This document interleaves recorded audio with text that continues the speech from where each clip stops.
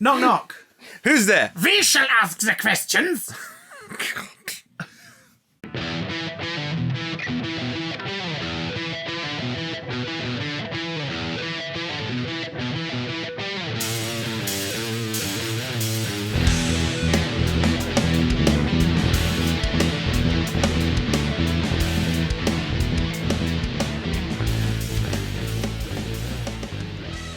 Hi, it's raining. God, is it raining? It is raining. That's why we're in here, because we normally record in another room where there'd be a lot of sound interference. Yeah. If you're listening to this, obviously it doesn't really mean anything, so we should probably let them know we're in a different location. We're currently on a yacht. I don't think we should tell them anything. At all? No. This whole thing should just be done through interpretive dance. Oh, speaking of club singer style, welcome to Big Damn Cast, Joe. Hello. Big Damn pop culture podcast full of stuff. Full of stuff. And Winsy, bits. did you see the stuff about Ian Brown this past week? Oh, it's amazing. So Ian Brown, formerly of the Stone Roses. I did see this. He's on tour at the minute, doing his stuff. Did a gig? Question mark. With no band. That's fine. Is there are it? artists that do no band, but no band. Front cloth down, stood in front of it, like the interim bits in a fucking pantomime, where a character comes out and faffs around for a minute with the audience before they disappear and a set has been changed behind them in the background. So the whole thing looks like he's sort of just filling in time until something else happens. and he's singing to his backing track, and not in like a, oh, it's really sad, he's not quite got it anymore. In like a, no, a lot of your charm was always your style and a band creating songs. This is now just a man who, let's face it, does not sing well, not singing well on his own, and it's kind of sad. But he's basically doing karaoke. Yeah. Karaoke. And there was that incredible edit of it on Twitter doing the rounds that someone had cut to Vic Reeves' club singer style from Shooting Stars, and it's instantly better. See, the thing is I've deleted Twitter now. I don't have Twitter anymore. Congratulations. You're out. No. You made it. No, it's Well Twitter. done. For those who are listening, we're shaking cocks. I mean, those accounts are still live. Oh, we got a live one here. Those accounts are still live, but I don't have Twitter installed anymore. That's perfectly fine. How have you felt since removing it? Um, Because you were more a browser on Twitter anyway. got a lot more free Yeah. time. That's true. You kind of need more free time, though. You're a hard-working man. You're a family man. Isn't it just? You're a Daredevil stan who aggressively tweets at She-Hulk's accounts. I do. I am a Daredevil stan. They just call me Stanley Daredevil. Down at the office. They call you Melvin Potter, Melvin the Dirty Rotter. Potter, the dirty rotter. They call you Hiding in the straw. Owlsley, Ow. the bowels. Right? It doesn't make sense, but we've got a few things to talk about. It's kind of a short one this episode, simply because it's an expansive to pick. And we're going to have a look at some tweets you guys sent in as well and whatnot about it. But An expansive topic. that's the title on that. Yeah, just get it right under the nail. Picking your toes. Give it a little... Oh, I've hit the quick. That's the electric one. You come of the king, you better cut him to the quick. What? We rewatched the John Wick trilogy recently. That's quite good, isn't it? So good. It's so good. It was like, Sometimes. we should watch something a little bit different. We've gone on an action movie kick lately. It was our wedding anniversary the other day, and we spent it watching the rest of Ghost Series 4. Best series they've done. Don't Hug Me, I'm Scared. I haven't watched any of that yet. So good. I need to get on it. It is quite possibly, it's like that and Peacemaker are currently neck and neck for my favourite TV show this year. Oh, wow. Like, it's just... Oh, wow. It's like Don't Hug Me, I'm Scared was made for me. Yeah, all right. It's so good. And what's great is it doesn't rely on you knowing the web series inside out. So when they do give little nods to past characters or stuff, it's very like, oh, that's cool. And then it moves on. So don't be expecting don't be expecting the dad to be in the back of every episode somewhere. But do keep your eyes out for him. Oh, okay, all right. Yeah. And the last episode is one of the most tragic and upsetting things I've watched in ages. It was Can't wait. So good. Watch it with the baby. It's fine. She'll love it. It's cool. People have been complaining at Channel 4 saying, my child went on all four and they've been watching this. It's not suitable for them. It's like, that's why it's got a parental guidance thing at the front. So your kid's pressing through on the 16 plus warning. That's on you. Yeah, that is on you. But it shouldn't look like a kid's show. So what should it look like then? Yeah, we should... It's meant to be a warped kids show world. Covered in aesthetic. spikes. Yeah. I don't know. But yeah, but in the evening we went, what should we watch? We're having tea. And we just suddenly had this urge. We're like, fuck it, T2, Judgment Day. Whack that bad boy on. It's classic. Oh, it's so good. It's classic. My favourite thing about watching, and it's an early Blu-ray release. It's like a 2007 Blu-ray release. And I'm one of those people who, weirdly, I'd prefer the Terminator to Terminator 2. I love Terminator 2, but I love the weird sci-fi slasher movie that Terminator is. They're different kinds of movies, despite being written and directed by the same person. They are very different movies. Smart. That's why Aliens work so well. He's like, I like what Ridley did. I'm going to do something different. Because I've already done Alien, and I called it the Terminator. Yeah, so I'm going to do something strange. And he does that with Terminator. First one's a slasher movie with a sci-fi villain. Yeah. Second one is just a balls-to-the-wall action road trip movie. With some really nightmarish stuff. We watched the long cut, the extended cut, which I'd never watched before. And that's where you get like the dream sequences are stretched and there's different narration. And it was very, very, very cool. Michael Biehn turns up again. He does, in that dream sequence. Yeah. It's really good, that. It cut Arnie's head open. Yes! Oh, that. There is a shot in that. For those who don't know, Terminator 2, go watch it. But there's a shot in that where so they're changing, they're basically removing an inhibitor for learning from the T-800. You have to take his memory chip out, flick a switch on it, and put it back in, so he can learn. He can retain new information. Yeah, because they're really determined of sure, Future John sent him back to protect us now, but we don't like how he's doing things. Yeah, so we really want him to adapt and learn and listen to what we have to say. Yeah, he's got to got to learn to smile and say catchphrases, and that'll be put on T-shirts for decades to come. Decades. And the way they do it is they're in a chop shop they've broken into late at night, and he's sat in front of a mirror, and it's Arnold Schwarzenegger, Edward Furlong, and Linda Hamilton here, and there's a mirror. Yeah. And there's one shot where it just kind of pans around them all like this, behind Arnie, behind the chair, like a barber going around doing the back of your hair. But the way it's achieved is so dirty and sneaky. It's so good. It's not a mirror. Arnold sat in the mirror on the other side of this set with body doubles for Furlong and Hamilton, who are on this side. I believe it was Linda Hamilton's twin sister. There you go, which is incredible. Who also does when it's the two of them later on when the T-1000 is pretending to be her. Yes. That's also a twin sister, yeah. God, that's a good shout. Yeah. But so you've got body doubles in there. Furlong and Hamilton over here getting more FaceTime near the camera. This is not even a person. This is a puppet. There's a puppet sat in puppet where Arnie Schwarzenegger. is. A better puppet Schwarzenegger than in Terminator 1 as well. Yes, I do love that one. Yeah, it's very good. It's so rubbery. Yeah. I love it. It's very good. It's a lovely piece of effects work. It looks like it escaped from the Blob remake. It looks like it's about to go and just stretch. Yeah. All right. And explode. Yeah. Oh God! Up against the phone booth. Put them on the glass. Oh, we gotta watch that at some point. Oh, we really do. It's very good. But so you've got basically it's a puppet. You've got it's a puppet. It's a Brian Connolly. You've got a puppet here. Arnold's here. Body doubles here.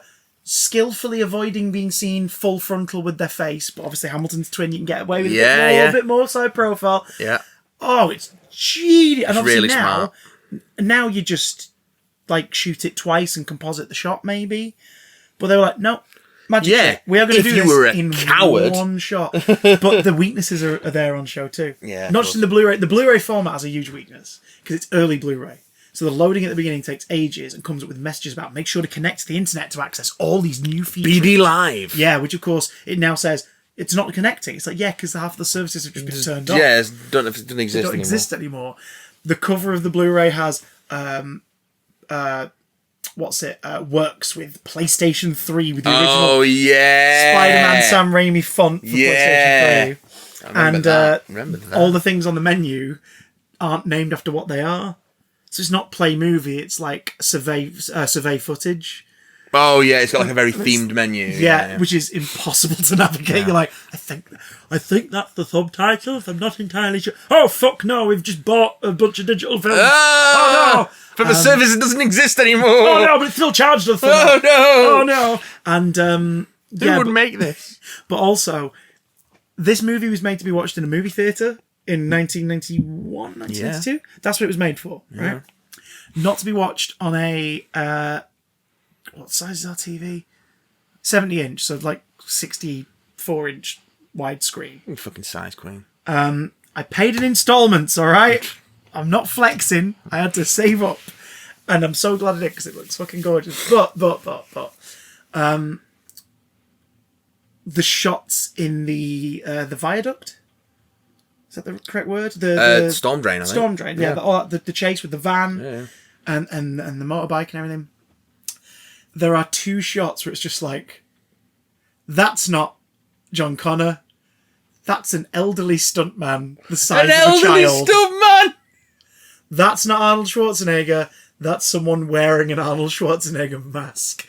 It's just the slow-mo of the moment and the size of the screen in proximity to where you, a human in a small room, are sat. Yeah. It's so noticeable. Now, does it make it any less valid or cool? No, because everything happening in the shot is practical. That van I know is how the crashing through sausages stuff. are made. Yeah, that explosion is happening. Those things are real, and it's really cool.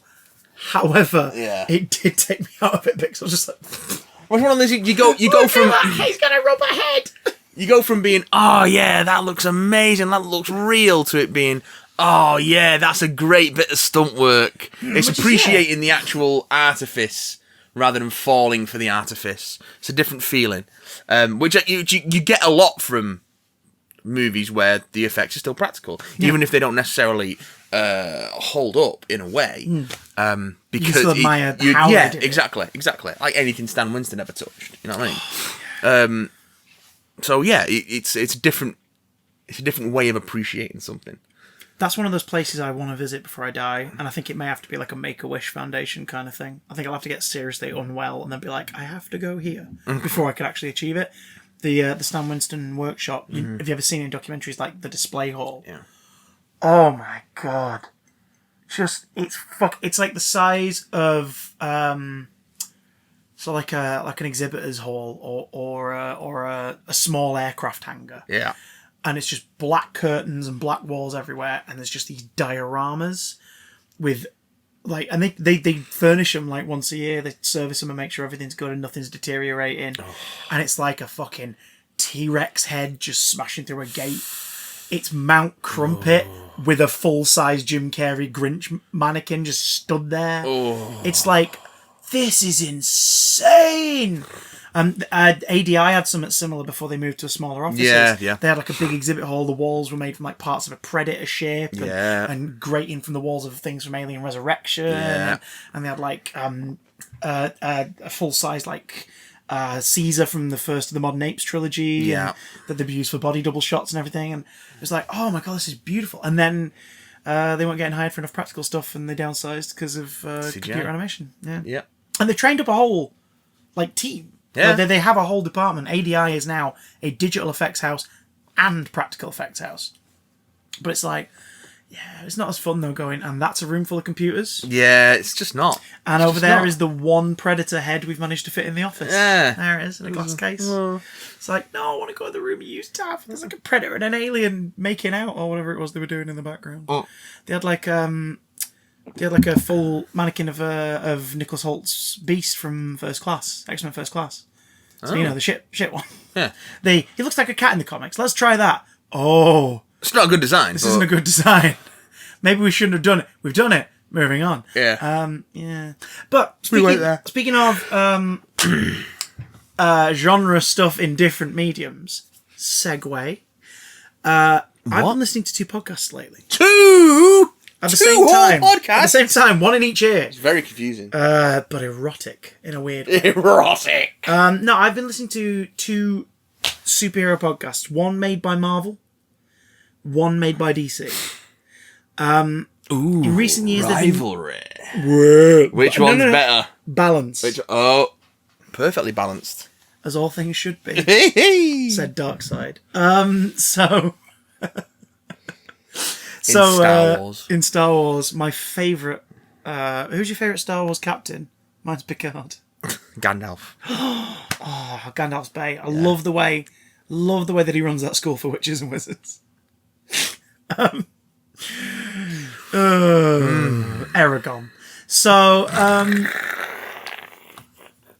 Thanks for lowering the tone. Aragon. Squirrel Girl, the Unbeatable podcast, aka Squirrel Girl, the Unbeatable radio show, is a podcast that you can listen to on Spotify. Both of these are Spotify, actually. Squirrel Girl, I don't think is Spotify exclusive, but the other one definitely is, so just go there. Not an ad, but get Spotify. It's worth it. Honestly, with ads, without ads, there's a lot of stuff out there. But support your favourite bands by buying their shit. And occasionally an album. Yeah. I have Gerard and Mikey Way's feces in a Tupperware. What have you been eating, Gerard? 'Tis very nutty, Gerard. God damn it. I have Frankie Aero's arrow over here. He never ate it, but he thought about it. Just keeping it. Could you do a poop clone of a rock star? Yes. They already did. How do you think they made that golem in Dogma? It was just meatloaf, but recreated in shit. Shitloaf! It's shitloaf. I don't know what's Dogma now. Why did they let you have a radio show? Oh, wait. You just make your own. There we go. Squirrel Girl, the Unbeatable radio show, is set in the continuity, loosely, of the Marvel Comics and Marvel Universe, and follows Doreen Green, the unbeatable Squirrel Girl. Yes, if you haven't heard of her, go read a fucking Squirrel Girl book. You will not regret it. Especially if you love shit like Deadpool, She-Hulk. Like, if you love the stuff where it gets subversive and weird, read Unbeatable Squirrel Girl. Her identity's been outed in the comics in the last couple of years. She is now known. So instead of hiding away, going on the run, trying to reinvent herself, she goes, no, do you know what? I'm going to own it. I'm going to own this shit. So she starts a radio show on her university, on ESU's campus. She joins the program. And what you're listening to in the Unbeatable radio show is their weekly broadcast. It's about 40 minutes long. And you hear a little tail end of the show prior to it as well each week. And it is the funniest, sweetest, most bizarre thing I've heard this month. Because it takes this world of big, visual, colourful superheroes and characters and translates it perfectly to an audio medium that doesn't lose any of the kind of... It rewards you for being a fan of stuff without ever making it just for the fans. If you have, say, like... I'd say suitable for kids. If you have a young kid who's into superhero stuff and you want to give them something to listen to, this is great. If you're an adult who has a miserable fucking commute to make in the morning, give this a listen. It is great. You get some weird, fun fantasy castings in terms of people who would never necessarily play the characters on television. Okay. For example, Paul Scheer. You know Paul Scheer? Yeah, I know Paul Scheer. Paul Scheer is Spider-Man. Ah! And it's like, Paul Scheer's never going to play Spider-Man. But in audio, That's quite good. he makes a really fucking good Spider-Man. The reason why I bring this up too is because out of all the MCU projects that never happened because of Ike Perlmutter, Avierad's evil a twin. Don't invoke his name. Ike Perlmutter, a man so sinister, there's like 3 photographs of him, and in 2 of them he's wearing shades to obscure most of his face, and is walking with Donald Trump from like Mar-a-Lago to the parking lot. So, that kind of guy. He was in charge of Marvel for a long time. He's the reason why Black Panther didn't get made till 2018. He's the reason why there wasn't a female-led superhero movie from Marvel Studios until Black Widow in 2020. He's the reason that behind the whole Inhumans push. Yeah, because he was like, fuck's on the X-Men then. Don't do X-Men comics. Get rid of them. Do Inhumans Do instead. Inhumans instead and we'll cash in. It's like, right, people like these characters and everything, but like, they're going to see what we're doing. They're going to see through it immediately. Like, stop trying to make the Inhumans a thing. It's never going to be a thing. Stop trying to make Inhumans happen. It's not going to happen. But like, it's you know what? And that's the thing. Like it's made people reluctant to like check out anything with Inhumans in anymore, which sucks because they're a really interesting, fun cast of characters. but they were a terrible miniseries, and just Ike Perlmutter cancelled the New Warriors after the pilot was made. New Warriors was going to be a slightly more wacky kind of MCU show, released on one of the same networks as Runaways or Cloak and Dagger, and it was featuring the slightly more. It was Great Lakes Avengers. It wasn't New Warriors. Yeah, it was a cast of weird superheroes who don't quite fit in.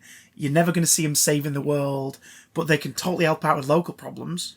Like, there's a riot going on somewhere, they'll go stop it. There's someone stealing cats to put them up trees, they'll save all them cats, and they'll find the bastard who's doing it. Like, that's their thing. You got, like, Big Bertha and Mr. Immortal, who's since been readapted into the MCU. Flatman? I don't know if Flatman was in the pilot, but okay. Flatman is, yes, Flatman. And Squirrel Girl, who was created by Steve Ditko in a random comic book in like 1991, 1992. It was like a Marvel Fanfare anniversary edition. She appears in an Iron Man short story where Iron Man's just doing his Iron Man thing, and they've got back legendary illustrator and writer Steve Ditko to come and do the short story, and he's gone, I've got an idea. And it's just Iron Man doing his thing. He suddenly pounced on not one by of your this... usual ideas, Steve. No, not one of those ones. No, Not one of those ideas. His lovely superhero ideas. Yeah, okay, cool. But they bring in this teenage superhero just to cost Iron Man, and she's like, scary fangirl. She's like, hi, I'm Squirrel Girl. Look what I can do. And I was like, okay. I can talk to squirrels, and I can leap from trees and have the propulsion strength of a squirrel. And it's like, okay. And she's like, and I'm already being a superhero. I just defeated Dr. Doom. And I was like, hey, wait, what? And then Doom shows up in his Doom ship. And he's like, Doom ship. And he's like, fucking, it's her, fucking get her. Oh, and Iron Man's here as well. Brilliant. So Iron Man's captured, and they're both put in a room where they're going to be like crushed by metal spikes in the middle of the ship. And Squirrel Girl saves the day by summoning a shitload of squirrels to climb up the trees just before the ship leaves the tree line, climb up into the ship and chew on all the wires. And Dr. Doom is defeated by a bunch of squirrels. And it's one of those caves. It's one of those caves with the scrap boxes. With the scrap boxes. Dr. Doom scrapped this in a box with a cave of scraps. And he it's one of those like, we will never speak of this again. So obviously it's seen as a humour story, but it's canon. Because when she gets recruited to the Great Lakes Avengers in the 90s comics, it's like, why should we include you? I defeated Dr. Doom. Shit, you're in. Like, come on in. In her own series... No, not in her own series. In a Great Lakes Avengers Christmas special, she goes off and deals with some big threats, including defeating Thanos on the moon, off-panel. But when they go back to her, Thanos is defeated, and the Watcher is there because it's that important of an event.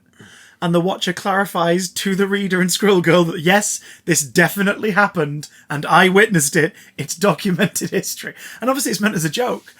But she is, canon, one of the few superheroes in Marvel to defeat Thanos on her own. I fucking love on her that. own, with all her squirrels. She only had Tippy Toe with her. Okay. Who is a cast member in the radio show. Yeah, of course. We don't hear Tippy Toe speak, because obviously we're not Doreen. Doreen can understand Tippy Toe. Her friend Chipmunk Honk can just about understand Tippy Toe. Tippy Toe's... These are all cast members from her comic, and they're all in it. Koi Boy's in the podcast. Koi Boy, alright. Can you speak to fish? And someone at one point comes on and accuses him of being baby Namor, and he's like, well, actually, Namor can live underwater. I can't do that. I can swim really good. And Namor can't talk to fish. Like, you can't talk to fish and swim and live underwater. That's preposterous. It's like... That's too many things. Says the superhero, Koi Boy. Koi Boy. Her friend Nancy is the producer. She's got no superpowers, or apparently she can talk to boats. Based on a one-off joke in the comic. We can all talk to boats. And Brain Drain is the assistant producer. Ah. Brain Drain is evil sort of experiment turned good, who is a brain in a jar on a hulking robot body, who writes solemn haikus and talks like Werner Herzog in the podcast. Brilliant. His voice is like this. I am Brian Drain, also known as Brain Drain. No. It's perfect. No. It's perfect. But the reason why I bring up the New Warriors pilot is because Milena Vaintrub was cast as Squirrel Girl. We have since seen, because the director of it about a year ago went, fuck it. Here's some behind the scenes pictures. You're never going to see it. Yeah. So here's some behind the scenes. Here's Milena in like as Doreen in casual clothes with a big fucking tail sticking out. And here's some animatronics and puppeteering tests for Tippy Toe. Oh. And it looks cute as fuck, and it's really sweet. And Milena's an incredibly talented actor. She's so fucking funny. She's one of those people who's like always been in comedy stuff over the years. Yeah. The first time I think I ever saw her in anything was the continuing of the Ben Schwartz, Jake and Amir skits. The one with Thomas Middleditch where they're in the theatre and Ben Schwartz is the usher. And it's Jake and his girlfriend, played by Milena, are on a cinema date. Amir's come with them. And Ben Schwartz just fucking rocks with a bell by, let's all go to the movies. So fucking good. Just ridiculously brilliant. It's like very strange. We're two running in jokes for that series with Thomas Middleditch and Ben Schwartz just fucking clash in one episode. It's amazing. If you ever get a chance, watch their improv special on Netflix. Thomas Middleditch and Ben Schwartz. It's very good. It's just here's the basic structure of the night. Everything else we're just going to pull out of our arse. And it's a fucking hilarious like hour and a half. It's amazing. Ben Sonic the Hedgehog Schwartz. And Thomas, best Nightcrawler, don't at me, Middleditch. Schwarzenegger the Hedgehog. That would explain some moistness. But anyway, Milena Vaintrub, that's when I first saw her. She's in like Werewolves Within, one of the few good movie adaptations of a video game. Because it's a video game that's reliant on story anyway, so they just go, fuck it, we'll just do that. Directed by Josh Rubin, formerly of College Humor. The guy who played George R.R. Martin and stuff. Who is the voice of Tony Stark in Squirrel Girl, the Unbeatable radio show. Calm down. But yeah, so Milena basically, she voiced Squirrel Girl in, I think, Marvel Rising. They cast her in like one of the animations. Okay. And she's voicing her in this. They've obviously gone, look, it sucks that New Warriors isn't happening. You are now in your mid-30s, so you're kind of getting a bit too old to play Doreen if we bring her to the screen now. Boo! Even though she looks like a baby. But will you voice her for this? And you get essentially a sample of like what it would have been like had she played her in live action. She should have looked down and whispered, no. And the squirrel whispers, nah. Dun, dun, dun, dun, dun. She's amazing. Iron Man rocks up. They keep getting called by an individual asking for Charles, who's angry that he won't just pick up the phone and is pranking him with his students. Yes, Charles. Turning it into a radio show isn't funny. Like, I know it's you, Charles. And he's usually asking for stupid favours. So, yeah. Magneto's calling in. At one point, like, Shocker calls in, pretending not to be the Shocker, trying to get help to take down a villain. I'm the Shocker. Take down a villain. What's that from? It's from Homecoming. Oh, yeah. Oh, fucking Keaton, yes. Oh, God. You wait for ages for the Shocker to show up in live action, then you get two at once in the same film. But yeah, Shocker calls in, pretends to be someone trying to foil a supervillain scheme and is taking notes. Obviously trying to figure out how he could possibly be stopped to make sure he doesn't. Yep. There's a bit where they mention the Sinister Six and incorrectly label the members. So an angry Vulture calls in to correct them and basically harass them for fucking bullying the elderly. Yeah. With Scorpion in the background, like shouting shit to the phone call. Well, don't tell us everything that happens in the podcast, I am Chris. scratching the surface. Tell us why we're talking about it in comparison to your other podcast and what your other podcast is. Well, the reason I'm bringing it up is because if you're looking for serialized storytelling through a humorous lens that covers this genre stuff, Squirrel Girl, big recommend. Because it was my gym binge for a week, basically. Like, I'd hit the gym, listen to 2 episodes, have an amazing time. Your ginge. My ginge. The other podcast I've been listening to from the Distinguished Competition is... It's an odd one. It's got a wealth of talent behind it. It has a huge voice cast. Its main characters is only like 10 of them. But it has like a cast of 40 doing all the incidental bits and pieces. With some actors y'all will recognise, some you won't. Some who are very much that guy of like genre acting. Yeah. This one's a horror. And it's a comic book adaptation. And it's doing its own thing. It's not in any continuity, but it kind of relies on you having the basic concept in your head. It's called Batman Unburied. This is one of the scariest fucking audios I've ever listened to. Namely, in the first couple of episodes, it's really scary. There are concepts as it goes on that remain frightening, but it becomes a bit more a bit more superhero as it goes on. The reason why I was a little when I was sort of talking about the writers and that is there's some incredible writers in there, but the story plotter, one of the writers and the exec producer for the series is David S. Goyer. Now, David S. Goyer sometimes writes absolute bangers. I mean, and yeah, sometimes writes utter dreck. It's always a coin toss, David Goyer. Always a coin toss. The man who wrote Batman Begins and The Dark Knight also wrote Blade Trinity. He also directed Blade Trinity. Which probably says a lot, actually. Yeah. The man who, like, you know, he did script work on Man of Steel, which I'm not a fan of, but, like, it certainly hits certain I beats. like half of Man of Steel. Is also the same guy that said in an interview, they only invented She-Hulk so they could, like, nerds could picture Hulk fucking somebody. It's like, no. It's like, really not. And Stan Lee put a statement out just going, actually, I think you'll find that Jen is his cousin. Yeah. And it's just like, Excelsi, fuck you, as his famous catchphrase was. Jog on. Jog on. That's what Stan Lee used to. Yeah. Jog on, true believer. Enough said, bitch. That's what he used to say. Shame. That's what he used to say. And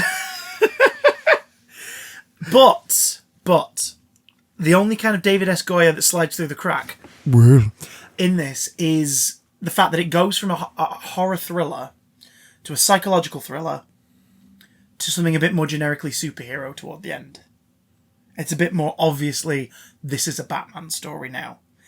Which isn't a bad thing, but the setup premise is so strong and different and weird that you're kind of sad to see it go.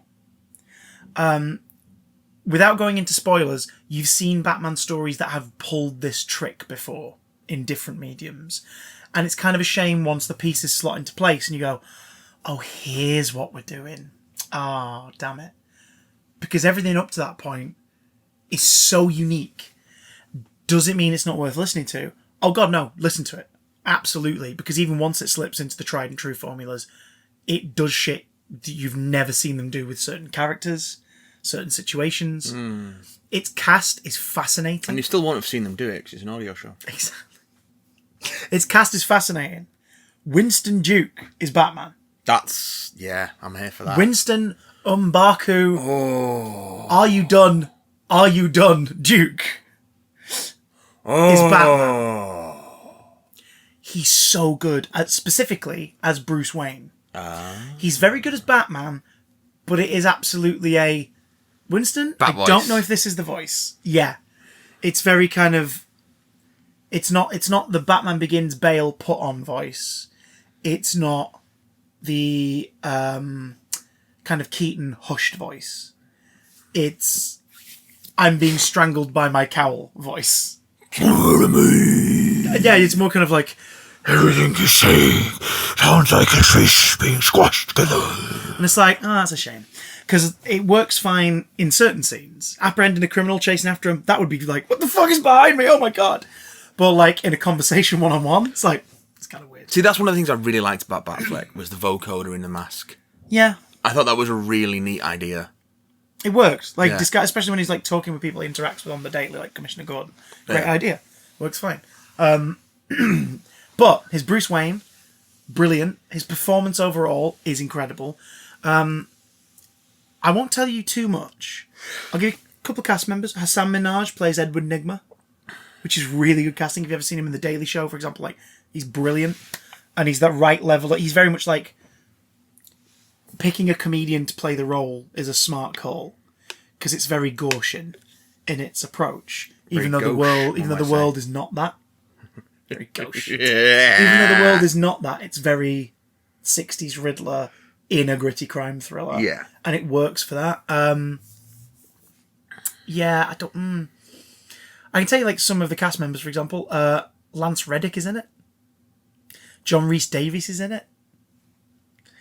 I'm interested. Yeah, it's Sam Witwer. Who's Aloy? Ashley Birch. Ashley Birch is Vicky Vale. Oh yeah. I want to bust that body. I can't Respectfully. think of Vicky Vale now without hearing that. To Kim Basinger, and that's your respectfully. fault. I fucking love that movie though. They should go. And I love that soundtrack. movie. Love that soundtrack. But that's your and Prince's fault. And Prince isn't here for me to blame anymore, so I'm blaming solely you. Look, if a man is considered guilty for what goes on in his mind, then give me the electric chair for all my future crimes. Listen. Oh. I'm gonna hold you personally responsible for Batdance. I accept. Could you imagine? He committed a horrid crime. What was that? The bat dance. Are you kidding me? That's the funkiest fucking crime. The anyone's ever funkiest committed. crime.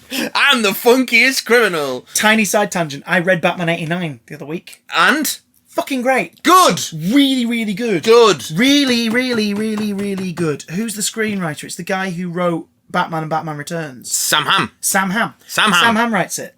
It's very much if there was a 13th film, it's this.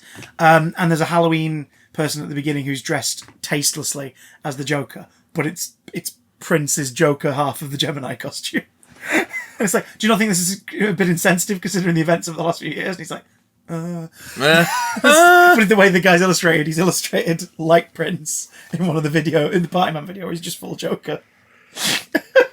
It's great. Party Man. There's also a bunch of like Tim Burton characters in the Trick or Treaters, which is kind of fun. Cool. You're like, oh, there's Locke, there's Barrel, there's Lydia Deetz. It's like, this is really cute.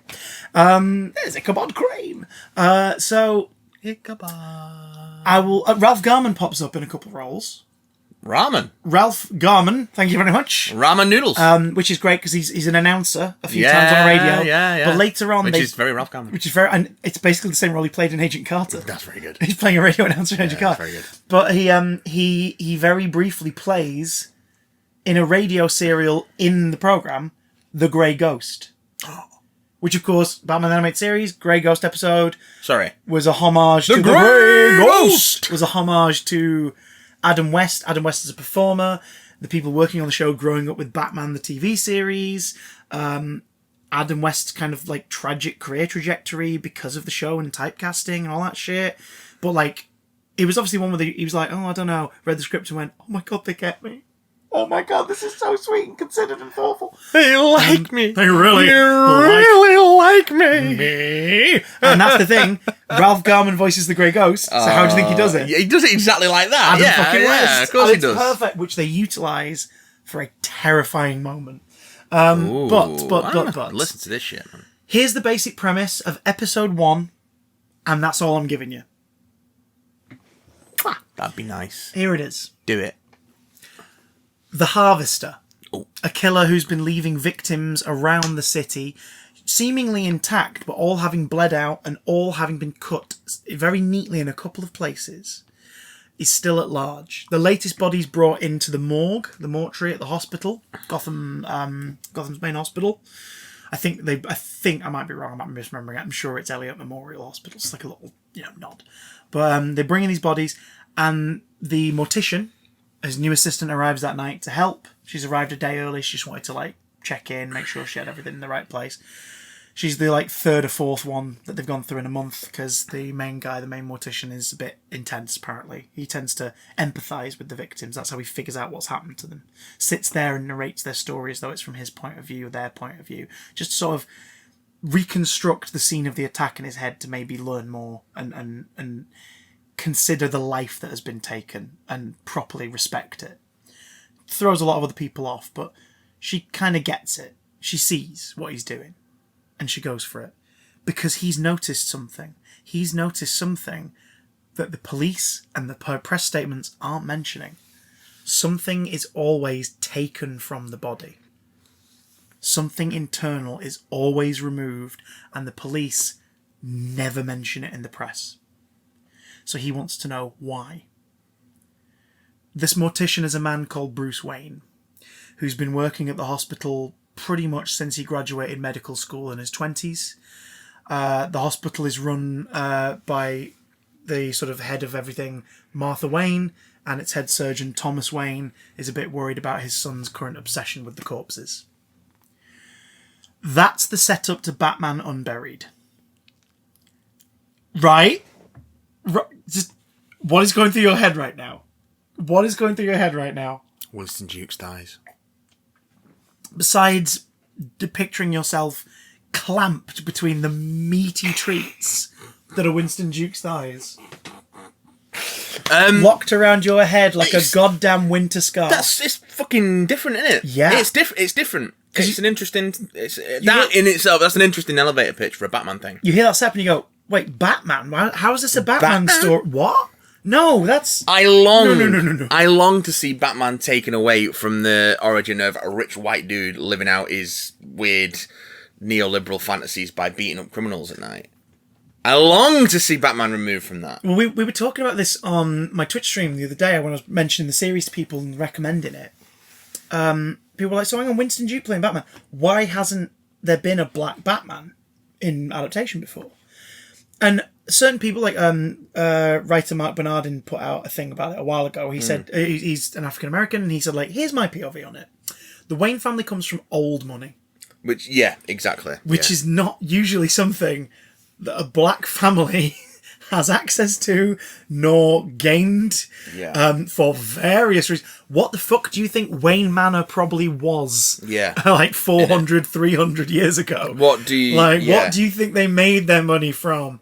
Like, Thomas and Martha did not do that. Their parents didn't do that. You go far enough back in any old money American family, you're going to get to slavery and exploitation. So, you're just going to. Now, that doesn't stop Bruce from being of mixed heritage, necessarily. Very true. And I think that should always have been an option on the table from day one or whatever. Like, yeah, in the main continuity comics, he's Caucasian, he's a white American guy. Sure, fine, whatever. But in adaptations, you can play around, you can change it if you want to. Don't do it just cause. And I think by doing it, it would have some interesting things to say about the way that race intersects with crime in the States. That's the thing, race intersects there's with the structural class. element. Yeah. Him being of that old money family, he is not... He can empathise, but he can't relate. Nope. He will never be welcomed in to have that conversation beyond just the facts. Nope. Quite rightly. If anyone knew who he was, really under the mask, they'd be like, fucking what? Yeah. You? So that's not exactly the conversation to be had, which is expertly done. Rich man punch poor man. In Batman 89, the comic book. Ooh. The plot of that book is Harvey Dent trying to oust Commissioner Gordon for allowing a vigilante to run free and work with him within the police. And also he's trying to get money to go back into old Gotham, the neighbourhoods he grew up in, which are effectively like the project of Gotham. The underfunded communities with a lot of the black community of Gotham. And it's about them going, you're fucking split down the middle. Like you left here to fight for us, and you're no better than any of them now. Yeah. And it's and obviously that story's, in case you can't figure it out, Harvey Dent being a main character in that book. I wonder where that's going. I wonder who the villain of the story is eventually, but it plays massively on the being split down the middle aspect of him, spiritually, ethically, and Bruce's whole thing of him kind of waking up to it. Robin is a character called Drake something. So not Tim Drake. It's based on the Damon Wayans Robin. Yes, it is. That never was. He's doing his own thing in Old Gotham. Okay. And it kind of it's that thing of like when him and Bruce finally sit down at the stupid fucking long table and have a chat. Bruce sort of is like, I really could be doing so much more as Bruce. Yeah. As well as doing what I do as Batman. Like, Bruce can reach areas Batman never will. Batman is a blunt instrument to deal with this. This still needs helping. Bruce can and should do that. Fight the cause, not the symptoms, baby! Yeah, exactly. And as time goes by, I think once you get to, like, different continuities and whatnot, like, the Batman would have been an interesting opportunity to start this change, maybe. Yeah. The Batman's set in a very gothic city. Shot in Liverpool and a bit in Glasgow and stuff. Yeah. Because the built interiors, a lot of them are in Glasgow, and it's very gothic architecture. They're going off the idea of the Waynes being old money family. Like, they used to have a mansion. Now Bruce is in a gothic apartment at the top of the skyscraper. Very much 90s influence. Like, it's established that Bruce was born in like the early 90s or whatever. So you've got that. But what if they weren't from a mansion? I mean, maybe they bought the mansion. Why not? Fuck it. Yeah. But, like, what if they are not a non-white family? Yeah. Who, like, if Bruce, because obviously as time moves on, your Bruce Waynes in future adaptations are going to have been born in the 90s or the 2000s, like even born in the 80s. You could be like, his parents are wealthy because they invested. His parents did this, that, and the other. They bought this mansion and did it up, made it into their own home. Maybe there's an element of reclamation there. Yeah. Like, there is no reason for Batman to remain white in other adaptations. I understand if the comics want to keep him as is, because there is that element of continuity, so fine, whatever, sure. But don't be afraid to evolve the stories in the POV. I think Mark Bernardin has a completely solid point there. Yeah, totally. But as time moves on, you can absolutely, I think, open it up. And Batman Unburied, because it's a non-visual medium, Yeah. you can picture what Wayne Manor looks like in your head. You can decide how it looks. You can decide the way it is. I want to see it. Lance Reddick, in case you haven't guessed, is Thomas Wayne. Oh, yeah. Right? Yes. And it works. Like, it's fine. And I'm just hearing Lance Reddick's voice in my head and going, he's the age warning at the start of the episodes as well. He's the whole, like, intended for mature audiences. It's like, will that be all, Mr. Wick? oh, you silky bastard. You silky bastard. You love it. I love it. I love his voice. Love his voice. So Oh, much. and Jason Isaacs is Alfred. Oh! Which really works well. Yeah, all right. Ace is in it. Ace the Ace the Bat-Hound! Bat-Hound is in it. And Ace only responds to German commands. Sure. Sure. Because they don't like the idea of, like, criminals or anyone trying to, like, tell him to do something. Yeah, okay. If he's involved in a stakeout. Yeah, okay. Because they're not going to see a dog and be like, good doggy, sit. Like, they will be like that, but he won't respond. Yeah. But then if Batman says, like, in German, then Ace will be like, all right, I'll do that. Sitten. Mein Sitten. Ein Minuten bitten. Sitten. We can absolutely speak I German. can't speak German. Don't you have a tattoo that says die, Bart, die? No, it's German for the Bart. The. Oh. No one who speaks German could be an evil man. So. The Bart. So massive recommend. Squirrel Girl, the Unbeatable podcast. Batman Unburied. And if you can get your hands on the graphic novel, Batman 89, which has been cancelled. It's a limited series collected in a hardback volume, and they are not making any more, and that really sucks. But it acts as a fun third and final chapter. That's all your fault. Actually, Yeah, Chris. probably. I want to read Superman 78. I've not picked that up yet, but I want to read that one too. Intriguing. Yeah. Where's the diversion point for that? Where does it follow? What does it follow on from? Superman 2. Batman 89 follows Batman Returns. So we're all agreeing that Superman 3 never happened. Both of them, mostly because all the kids out there are still traumatized by the woman turning into a robot. Yeah, innit? Not the bad opening, weird slapstick opening of the movie. No. That traumatized me. But I was like, this comedy's terrible. But This is terrible comedy. but and it's a big but. I think Batman 89 and Superman 78, the comic books, are going off of the notion of this continues the Tim Burton story. This continues the Richard Donner story. Yeah, sure. And they have since established with what was going to be in Batgirl and what's in The Flash that the Keaton Batman, Burton Batman, those two movies are one universe. The Schumacher stuff is a different universe that's just similar to that one. Yeah. So I'm like, yeah, sure, all right. I buy Adjacent. that. I buy that. You can still enjoy them as an anthology because it's like James Bond. Like, they're not really all connected.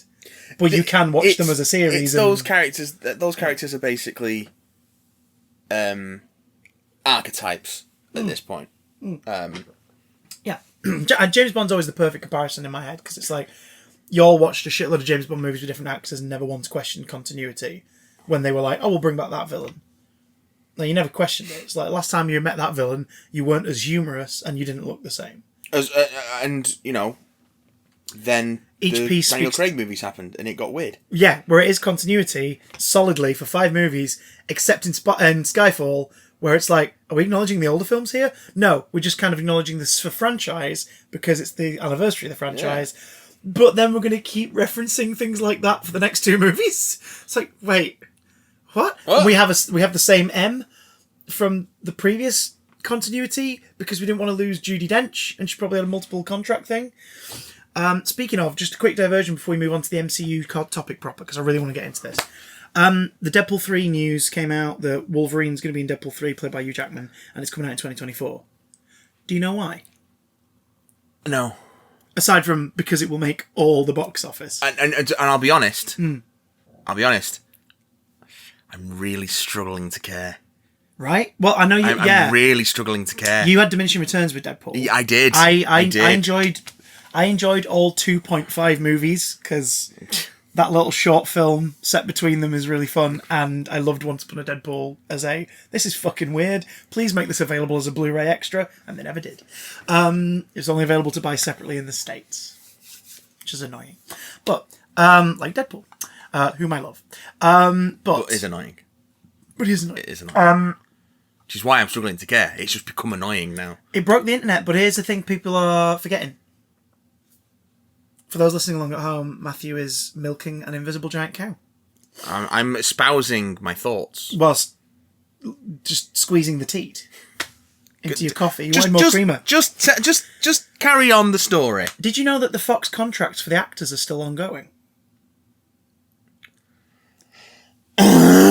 Disney bought Fox. Disney got the rights to all the Fox-owned Marvel content and movie rights, including, of course, the X-Men. There's a reason we're not seeing any X-Men projects in the MCU just yet. We're getting X-Men 92, which again is here's a continuation of a thing that you all used to love. We're getting that, When you and they're making children. and they're making a big deal out of that. Yeah. Ms. Marvel revealed the notion of mutated genes already being there within the world. Yep. Kamala's powers come from a mix of her heritage gadget, which clearly is going to end up connecting to the Ten Rings in some way, and a latent mutant gene in her DNA. With a little blast to the X-Men theme in the music. Yeah. Multiverse of Madness. Charles Xavier from a multiverse, from a different universe appears, played by Patrick Stewart. Not the one from the other films. He's Looking like the one from the animated series. Looking like the animated series. Like, it's all lovely and little nods, right? Yeah. Patrick Stewart. Article in She-Hulk talking about a man with claws gets into a bar brawl. Yeah. Well, nod to Wolverine. Mutant genes being hinted at in Miss Marvel, right? They're laying the groundwork, but we've had no confirmed announcement of here's where the MCU is going to tackle mutants. Deadpool's coming out in 2024, end of 2024. Yeah. And will feature, presumably, the rest of the Deadpool expanded cast. Colossus, Negasonic Teenage Warhead, Domino, Cable. Like, these guys are all going to show up. You know? Here's why I think. Hugh Jackman's showing up. Why would Hugh Jackman show up?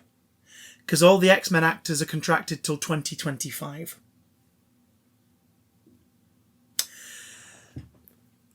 A 10-year deal was negotiated. A 10-year deal was negotiated in the aftermath of Days of Future Past.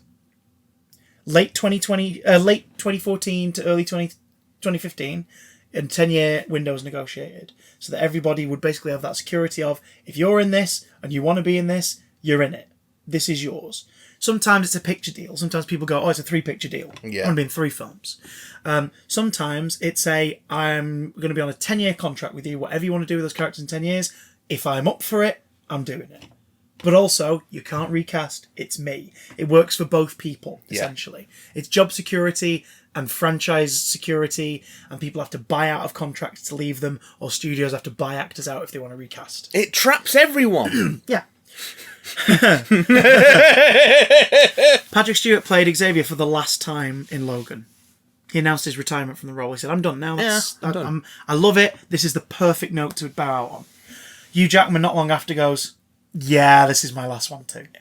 It's a perfect note to bow out on. Logan is an alternate continuity last story for those two characters. That if you want, you can pretend it is the last story from the films you've seen. Yeah. If you want to just go X-Men and Logan, those are the 2 films in the series, and it's the start of their relationship and the end of their relationship, you can do that too. It is what it is. There it is. Deadpool makes pop culture references to the Wolverine films and the Wolverine character, with the Hugh Jackman mask in the first one and the whole like smooth, smooth criminals down under, and then in the second one the whole fuck Wolverine, like it opens with Logan impaled on a stick, an action figure, and him being annoyed that everyone went to see that and no one went to see not as many people went to see his movie. Yeah. And like, you know, like it's there's references in Deadpool the way that it would do. It's not solid continuity, but they acknowledge Hugh Jackman and the role of Wolverine. If it's good for a laugh, they'll chuck it in. You and If it's bad for a laugh, they'll chuck it in anyway. Hugh and Ryan have a great working relationship. They like to spar verbally. They take the piss out of each other. They've got business ventures and all this stuff. It was inevitable they were going to work on something together at some point. Like, it was inevitable. Like, they would always sneak each other into each other's projects somewhere. Like, even Free Guy, Hugh Jackman just randomly plays, like, that dealer in the alleyway and stuff. Like, in the game, dealing stuff to Jodie Comer's character. Like, I haven't seen Free Guy, but I don't care about it. It's... Do you know what? If you got Disney Plus, it's Free Guy. Considering you liked Thor: Love and Thunder, you'll probably love it. That's not an insult, but if you can stomach Waititi in his current form, you'll have a whale of a time. I quite liked Free Guy. I should have seen it as a warning. So I can bitch as much as I like about that film. I gave them money. I bought all the toys, so leave me alone. Point is, this is obviously a money play, but if they can't bring Wolverine into anything yet, without paying Hugh Jackman a lot of money, and Deadpool's continuity is obviously about to get very confused. Because that's the thing, they said Deadpool's next film is in the MCU. Well, how do you do that? You could literally just tell a brand new story, the only character who's the same as Deadpool, and he could reference, like, what's that smell? It smells like franchise stability. It's a new day, and just literally just leave, and like that's it. Like he's just in a reboot, and he doesn't give a fuck. Like you could play with that, or after the last couple of years of familiarizing the general audiences with the concept of the multiverse, you could tell one more story in the Deadpool Fox / loose Fox X-Men continuity. I mean, the X-Men continuity in the Fox universe is very loose. Before bringing Deadpool kicking and screaming into the MCU. Seems to be the logical way to do it. Just don't put if you want to give it a reason. Oh god, no, don't put him in an Avengers movie. No, don't put him anywhere near it. Deadpool should be the fun. Deadpool is, if you've ever read Doctor Who magazine, and you go to the letters page, and there's this weird little comic strip. There's been a couple of versions over the years, but it's just a weird little comic strip that's not part of anything, and it's just a humour strip. It's just there. That's Deadpool. That's what Deadpool should be to the MCU. He's that weird little fucking thing in the corner where we all go, have a laugh, have a good time. We can get cameos and weird shit from the rest of the MCU appear in it. Now get back in your fucking box! Like if Chris Evans played Captain America in a skit in Deadpool 3, yeah, I wouldn't hate that because I wouldn't be like, that ruins the integrity of his character's exit or whatever. I'd be like, no, fair play, because this is where everyone comes to have a play around. And he probably would. He cameos in Free Guy very briefly as himself reacting to a Captain America shield being used in the movie. He's watching on a screen, he goes, what the shit? And then it moves on. And it's like, there you go. Like, him and Ryan obviously are friends too. Why the fuck not? Like, the Deadpool movie should be the everyone place where you likes can Ryan play. Reynolds, right? Fucking Wrexham United, dude. Jesus Christ. Have you watched any of that? Wrexham AFC, I think you'll find. Have you? Well, yes, my apologies. Have you watched the I've first watched some episode of it, where yeah. Wrexham... I've watched some of I it. really like it. It's this fun little thing just about, like, we have money. This is cool. Why not? Yeah. Fuck it. And just the impact it's had on the community. And the fact that everyone, like, it's a bit of hesitation at first. And then everyone's like, no, these guys are really invested in this. Okay. Sure. Why not? Like, who would imagine a club of that, like, you know, that league having a Disney Plus documentary series? Very strange. It's so bizarre, but it's kind of wholesome. We live I in like wonderful times. And I like that Ryan is very much like, yeah, I have a lot of money because of, like, my gin company, my marketing company, and all this stuff. And Rob McKinney? McKelney is like, yeah, I'm not Ryan Reynolds rich, but, like, I want to do this, so let's do it. I've got some money. I got some money. I've got a couple of quid flying around. We'll make it work. But yeah, so like, I think the reason why it's Hugh Jackman is because they're like, we are fucked. We can't do anything with the X-Men property yet because we'd have to use, like, what's her name? Alexandra Sharp. She'd have to be Storm. We'd have to use Ty Sheridan as Cyclops. Do you know what I mean? Like, everyone's bound to this. It's a real fucking double-edged sword because some of those castings are really cool and some of them are awful. Like, we're stuck. We're stuck. We're damned if we do, damned if we don't. So, we do a last hurrah for the Fox universe on our terms in the playground of the Deadpool franchise. I will not be surprised if Hugh isn't the only returning cast member for this one. You! You bastard! Like, could you fucking imagine if we got, like, McKellen for one last roll of the dice? Not for anything important. I'd rather have Fassbender. Just for shits and giggles. I'd rather have them both. Why not? Kissing. Like, Deadpool could literally have a moment where he just gets every fucking surviving actor, not even the character. Just the actors, in a room, and is like, holy crap, right, we're drawing straws. And, like, people have to fucking pick who's going to play that character in Deadpool 3. Like, that's the sort of shit you could pull if you wanted, and it would just be this is fun and stupid. You guys are having fun. Yeah. I like this. Do more like this. And then after that, Deadpool goes into the MCU. He doesn't necessarily have another solo film, but he could rock up in, like, Secret Wars or something like that. And be a weird little wild card character. Not a main character. God, no. Not a main character. God, no.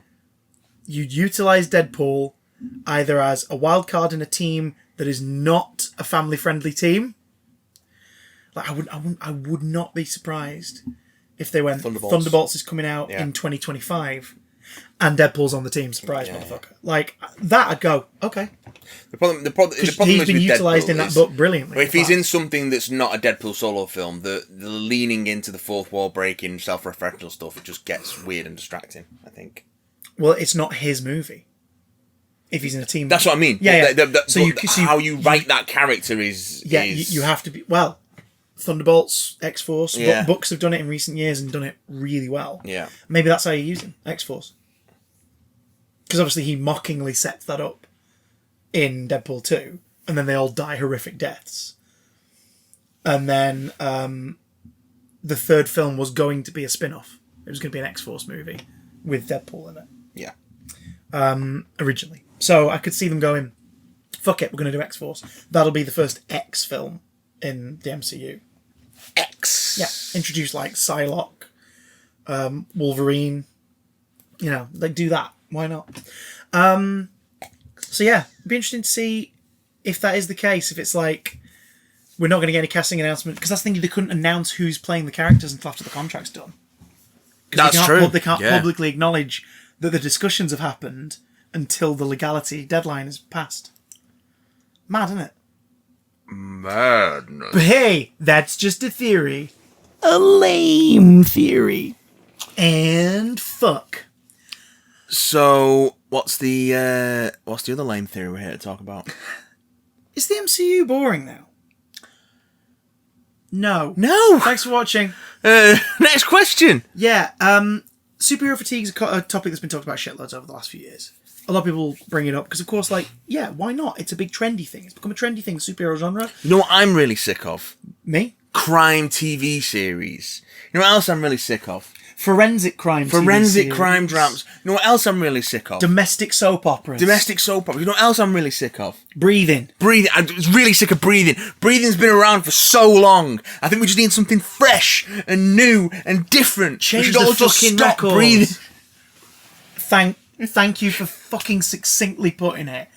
If you don't like the MCU, stop watching. You don't have to watch it. You don't have to commit to it. You could stop and then someone go, did you see Moon Knight? I think you'd like it. All right, go on, I'll give it a go. Oh, do you know what? I actually do. Have you seen Miss Marvel? I think you'd like it. I'll give it a go. Not really for me. I'll tune out.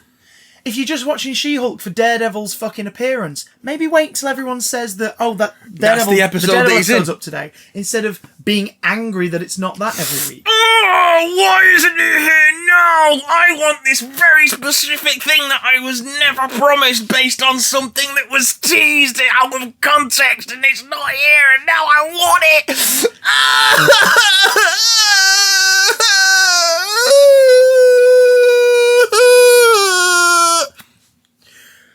And breathe. No, we talked about this. A bomber stay. Breathing is out. Breathing is out. It's old. It's tired. We've all got breathing fatigue. Now, this is not to say that you as an individual listening to this, watching this, can like have an issue with it all. Maybe you're like, oh, I feel a bit overwhelmed. completely valid. There are completely valid. absolutely valid complaints about the dominance of the MCU, but they mostly actually revolve around the way that other studios react to it, and the way that studios like Marvel Studios treat contractors like special effects artists. There are legit grievances. Crew members. Yeah. There are absolute problems with the workload and the time frame balanced with the amount of restitution and credit that they get. Yeah. So there are grievances there, but I don't think the answer is. Well, the problem is there's just a lot of it. There's too many Iron Mans. It's like, yeah, there's a lot of Iron Man movies, but it's not the fact that they're Iron Man movies. It's the fact that there's a demand. There's a demand for this stuff. Yeah. If people didn't keep going to see it, they won't fucking make it. And they don't deliver half-assed projects. They just deliver stuff that some people love and some people aren't fussed I mean, about. yeah, that's like. But that's like any movie. So we've always That's like said about any the film. MCU and Disney as a whole, for better or worse, it is become homogenous. Disney, But, the company, no. Disney Studios and they work with Marvel Studios. Yeah, right. Okay, that's fine. Well, it's not that I'm like apologising for the corporation, but Right. when you look at what corporations do, what Disney have gotten quite good at since like the sort of mid to late 90s is realising that they're going to pump a ton of shit out and flood the market and strangle their competitors. Bad. However, the stuff that they are using to do that with tends to be of a higher base quality than most of those competitors. Yes. So not See always. Dark Universe. Yeah, innit? See the DCEU experiment. So not always. I mean, occasionally we get a clanger, like Rise of Skywalker, where, That's offensive to clangers. we've got the thing. There's a clang on the floor over there that is offended by that. They're going to go and sit over there with a soup dragon and have a cigarette in the corner. They don't always get it right. I think they bungled Star Wars in a big way. However, and it's taken the smaller projects to kind of like I've bring not back. watched Andor yet. back- I need to watch I'm not- Andor. we were waiting to finish a few things before we start, and now we've got 4 episodes, and I'm really excited for it. Lou's like, I don't really want to watch it. And I'm like, why? I was like, does it not look interesting to you? And she went, no, it's just, I'm sort of sick about the government in general. And I know this is obviously going to be quite a therapeutic, cathartic show about rising up against a stupid superpower. But, like, I don't want that. And I'm like, right, give me the green light, because I will binge it right now. Yeah, I will watch this shit. Like, the way this country's going, I really need to watch a show where people actually fucking defeat the stupid government. innit? Yeah. Anyway, politics! Keep it out of my podcast. No. So Put it in your mouth. Put it in your mouth. So. Danny Glover, what are you doing here? Oh, Danny! just, I thought you were getting too old for this shit. In Lethal Weapon 1. Then comes Lethal Weapon 4. Is he in that one? Everyone's in Lethal Weapon 4. Oh, yeah, there's That's the another whole double thing act, with though, isn't Lethal it? Weapon 4. It's everyone's back for this one. That was the whole thing with it. Lethal Weapon Saw. But yeah, like you say, there's legitimate grievances to be had with the business model. Totally. With the turnover and the effect it has on the contributors and the artists and the employees of the whole project. It is saturation. With the way the company financially fucks around and then finds out. See the Scarlett Johansson situation with Black Widow residuals. Corporations are going to be corporations at the end of the day. They're Marvel- going to try and protect their interests to the detriment of the people that they work with and who work for them. Marvel Studios within that, like in terms of the creative output, they've not really released anything that's just a turd. They've released stuff that hasn't been for everybody. And they've released stuff that's like, well, Iron Man 2 is literally a filler movie. It's literally a filler I am wearing movie. the character from it on my chest, and even I'm like, it's a filler. It's a, right, those two things work. The response was really good to the Iron Man 1. People quite like the Hulk 1. Are we going to have watched that by the time this goes out? Yeah, by the way, right now, if you're listening to this or watching this right now, go to patreon.com/bigdamncast. You can listen to our Iron Man commentary right hecking now. And our Incredible Hulk commentary will be out this week. So that gives you time to source a copy of the Incredible Hulk movie. Got to do some... It's on Netflix. Yeah. But the resolution's It is on shit. Netflix. And announcement, we're doing phase 1. Before the end of the year, there will be a commentary for all 6 of the movies in Phase 1 of the MCU. So if you want to revisit them with our stupid voices in your ears, patreon.com/breakdown. My voice and his stupid voice. Hey! Because he's the one who says all the stupid shit. I only make erudite and insightful comments. Just wait until you meet Obadiah Wankstein. So I hate it. I hate it so much. You love it, really. I hate it. But from one bridges to bridging back into the topic. That was good. Thank you. Phase 4 has been very polarising for a lot of people. They've not... It's a bit weird, It's not isn't been it? unanimously received, and it's been for varying reasons. Even between us, there's been, like, differing reactions to certain things. Like, we both liked and disliked different episodes of What If. Yeah. Although I think we were fairly... unanimous in our, like, favourites. Was the best one. But, like... And it turned out to be one of the most important in terms of... Fucking multiverse. God. So, for example, you recently got around to seeing Thor: Love and Thunder? Yeah. You had a gay old time? I had a pretty gay old time. I saw it on release Not day. as gay as they promised. No. Well, yeah. Oh, God, yeah. Yeah. I saw it on release. I fucking hated it. And I've hated it the more I've thought about it. Guess what? I can see the value in it. Is it a I have a living poorly example made of somebody film? who enjoys it. Well, according to fucking Taika Waititi himself, yes. But like, that's where we're going. Guinea pig. There's proof of someone here who liked the movie, so I know that people got things from it. That's where we're going with. That's going back to in terms of the way that the studio and the people who work for them treat the contractors they work with. That I think is not a failing of superhero movies as a concept. That's a failing of Taika Waititi. Is it Hollywood Reporter or Variety, like where Taika Waititi and Tessa Thompson are just fucking that's them being the shit effects artists. Roasting effects artists who had to work their asses off under suboptimal conditions because you know that they're not getting paid as much as fucking Taika Waititi and Tessa Thompson are. And I lost some respect for them, especially Taika, for that. That was a shitty thing to do. Wagging my finger at you. Yeah, I think we've hit above the amount of healthy Taika now. Yeah. Let's have a little less. Can we have a little less Taika for a while? A little less Taika Waititi, a little more Jermaine Clement, please. So, yeah, I love that when people go, "Oh, Taika Waititi, I love him. I love what we do in the shadows." The film, no, the show. Yeah, that's Jermaine Clement. Yes, yeah. Taika's an exec producer on it. It's Jermaine's baby. He's busy going off and exploiting special effects artists. Come on, you should know better than that, Taika. Hey, he's married to Rita Ora, who famously broke lockdown rules with a massive fucking hired party at a restaurant with like 40 guests during the second lockdown, and the fine she ended up paying when caught out was like 50 quid. It's not cool. No. It's not cool. Shitty people. But, you know, or at least whatever. people who appear shitty based on the actions that they take.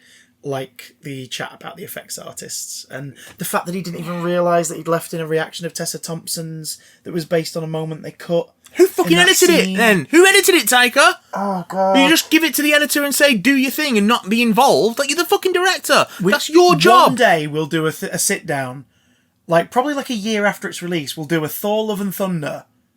Where the fuck are we now? And we'll do like a sit-down where we reflect on it, having had time to think about it, and see where we both sit on the meter. Yeah. Because, like, I'm fascinated by how much the more I think of that movie, the more I dislike it. I remember on initial watch, I'm like, oh, I didn't like this. Oh, I wish I liked this. I never want to hate anything. I always want to love stuff. It's very silly and very goofy. Yeah. Which I think if that's what you want from it, which is what it's one of those things. If you want that silly goofiness from it, you're going to get that. If you want something a little more, with a little more depth to it, like Ragnarok had, which was also silly and goofy, but had a bit more depth to it. Yeah, Thor then wasn't you're gonna the be joke. disappointed. Thor wasn't a joke in Ragnarok. No. Jokes happened around him, and sometimes he was part of it. Whereas in Love and Thunder, he's the joke. He is the joke. And it's like, that's a shame, because like the arc he's had between that was kind of like beautiful and upsetting and played for laughs a little, but once you got over the initial, oh, he's out of shape, we're not used to him looking out of shape, it was, oh, it's because of his trauma. Oh, this is actually kind of sad. Oh, and then the fact at the end, when he transforms at the end of Endgame into like battle mode, they wanted him to, in the script and everything, he was going to just go back to streamline Thor, and Hemsworth went, no. Just because, no, that doesn't, he's not suddenly better. No. Like, and we also are not saying that to be better, he must be slim again. Yeah. Which Love and Thunder is like, oh no, he's slim now. It's like, I understand that time's passed, like, sure, but It's almost a status quo reset. I wanted a halfway house. I wanted a dad bod in Love and Thunder. Especially because he's a fucking dad at the end. I wanted a dad bod. Yeah. I wanted a dad bod. I don't know. We'll see. Not bro Thor belly, but somewhere in between. Thor's going to return, so... Unfortunately. And I love Thor. But here's what I'm saying. This is what I'm saying. Are you saying that they have experimented in Phase 4. Are you saying that the second Thor trilogy is going to be a series of unfortunate events? Oh, jeez. It will be if it's a fucking trilogy. Oh, God. It will be, won't it? It's going to be Ragnarok. Oh, no. Ragnarok was... Yeah, no. No, yeah, we're in the second trilogy. We're in it. No, because we're going to got the fourth one. So... Yeah, but this would be the start of the fourth one. Oh, God damn it. But this is what I'm saying. It's season 4. Phase 4 has been kind of polarising to a lot of folks. I mean, it's taken a while to find its footing, and it's not got the sort of... It's only recently been given context as to what we're actually doing with it. I think with Phase 1, there was the feeling that we're setting up Avengers. With Phase 2, there was the feeling that we're moving towards widening the universe. There's something in the background. We're heading towards Infinity War. And then Phase 3 is all the payoff. It's the payoff, yeah. The payoff with some new characters introduced on the way, and then a big fucking party. Yeah, Endgame. A huge party. Huge goddamn party. Followed by a little epilogue in the form of Spider-Man Far From Home. Yeah. A little kind of, we'll follow it with one of these guys. And then bathe in the thingy. And then the pandemic made the gap longer. Yeah. Which you think would have made it more like, oh my God, they're finally back. WandaVision, early 2021. Holy shit. We're back on the horse. But then you got, Black Widow. WandaVision got that reaction, to be fair. It did. Like, WandaVision and Falcon and the Winter Soldier at the time, it was like, this fucking great. But there was no sense of what are we setting up until Multiverse of Madness. Yeah. Where it's like, oh, well, we're doing the multiverse stuff, right? Cool. Things slotted into place a bit. Yeah. It was like, oh, Spider-Man wasn't a freak accident. What If was there to sort of introduce us to the concept. Yeah. I still think you can follow the films of Phase 4 without having watched any of the TV stuff and get something from it. Mm. But here's where I think the meandering vibe is completely intentional. What do you do to top the biggest party you've ever had? You can't. You can't. You can't. You can't do that. You cannot top Endgame after Endgame. You can do something close after there's been a period of time and bring the gang back together and do something interesting, like Secret Wars in Phase 6. But in the meantime, if everyone's going to be a bit lukewarm on whatever you do because it's not the same high as that last thing, experiment. Which I think they have been doing. Which is absolutely what they've been doing. And it's like, Phase 4 to me is the closest these films have ever been to going to the comic book store and going, that looks cool. I'll take that. I'll get that Which one. Again is why that looks interesting. One of the things I liked about Love and Thunder. It feels like a weird, like one-off issue of Thor. Yeah, like a Christmas special. Yeah, written by like an older writer who's come back to write a comedy one-off story. Yeah, it's. I mean, Werewolf by Night is out this month. Werewolf by fucking Night. Werewolf by Night, a one-off, seemingly black and white. At the time of recording, it's not out yet. It's out in like a week. Seemingly black and white horror story told in the Universal monster movie style. With Elsa Bloodstone. With Elsa Bloodstone and Jack Russell, the Werewolf by Night. Jack Russell. And the Man Thing. The Man Thing. All who know fear burn at the touch of the giant size. There it is. Like giant size Man Thing. But it's being played as a horror. It's a horror. Mm. You know, the TV shows have played around. Falcon and the Winter Soldier gave us a little bit more of like that Captain America the Winter Soldier espionage thriller thing. The upcoming Secret Invasion seems to be playing on the same playing field. Yeah. So you want your espionage stuff, you got it. Hey, Armor Wars is going to be a little bit of that. So much so they've gone, fuck it, this will work as a movie. It's going to be a movie now. Yeah. Like, fuck, bring it on. WandaVision, we're going to toy around with genre. We're going to play with your expectation, playing sandboxes you're familiar with to tell a story about grief. Ms. Marvel, we have not done the teenage superhero with a secret identity in the MCU yet. Like, we did it a bit in Spidey. Yeah, but not properly. But not properly, because everyone he interacts with fucking knows who he is. So we've never really done it. So here it is. Here it is as a show. And we're also going to use it to talk about like a culture that American and Western media doesn't really focus on or give the spotlight in productions of this size. Hey, you like fucking weird history shit? Welcome to Moon Knight, motherfucker. Yep. Like, we're going to play around with that shit. We're going to do an interesting take on DID that is, like, not stereotypical, but still play on some of the tropes of that as a storytelling device. You like Oscar Isaac? You like Oscar Isaac? He's so into this, he's the fucking producer, and he's demanded that he's only doing one series, so that he is all in on this shit, and if he does more, which it looks like he's going to be doing, it's because he's like, I've got an idea, let's do this. So he's invested. They're making sure he's a big part of it. Animation's fun. Let's see what happens when we play around with the fucking format and tell stories where everything's a little bit different. You want a fun... Hey, you like watching Die Hard at Christmas? Here's fucking Hawkeye. And while we're at it, we're going to set up a character that is going to have her own story later, should you want to carry on the world of Hawkeye. And we're going to bring back a fan favourite villain. Well, her too. Like, and she's fucking amazing. And Yelena, oh my god. But, like, Echo is one of the things I'm most excited about. Echo should be really good. Because I know fuck all about it, except that Vincent D'Onofrio's in it. Yeah.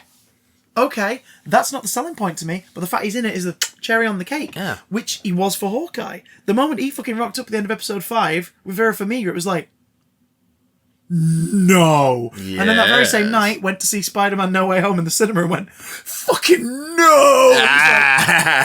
Oh my god. Daredevil's coming back with a bit of a different flavour at some point. You like Daredevil? Guess what? We can't carry that version on specifically, but we can do something new. Oh, we still get Foggy. Well, I hope all the same cast members play those parts. Because Charlie Cox said in an interview, and it's being taken in every which direction by God knows how many different people, he says, it's not season 4, it's a whole new thing.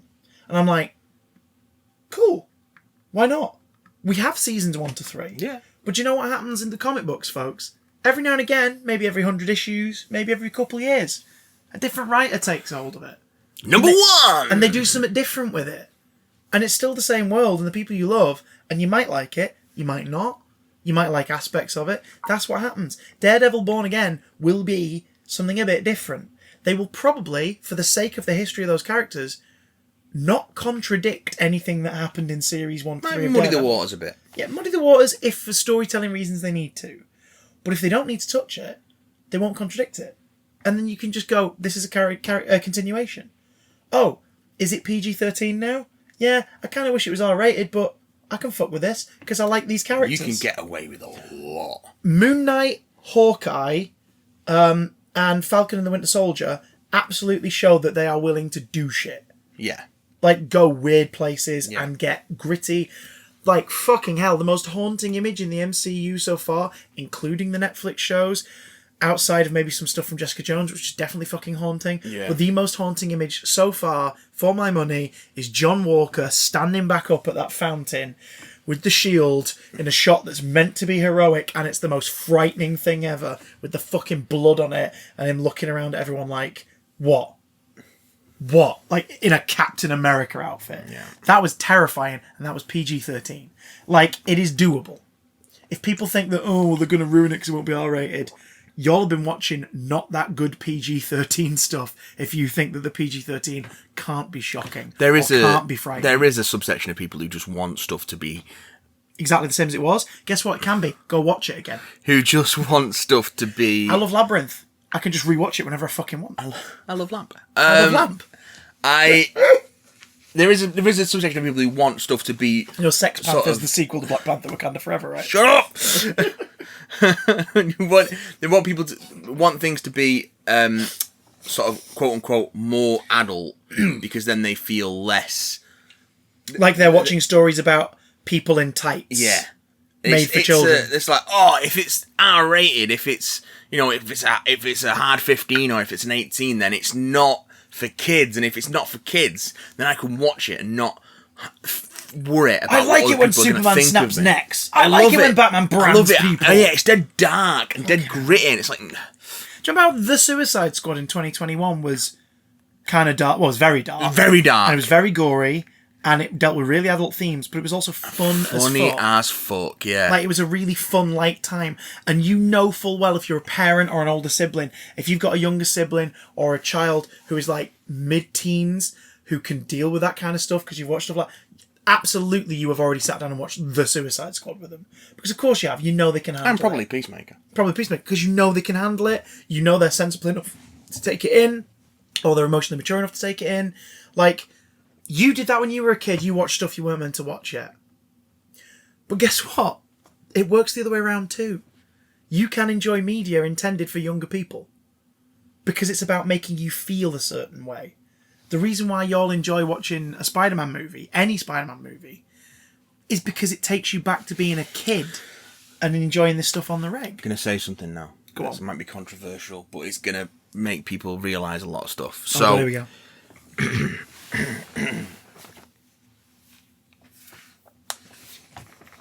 For those listening along at home, Matthew is greasing himself up for this statement.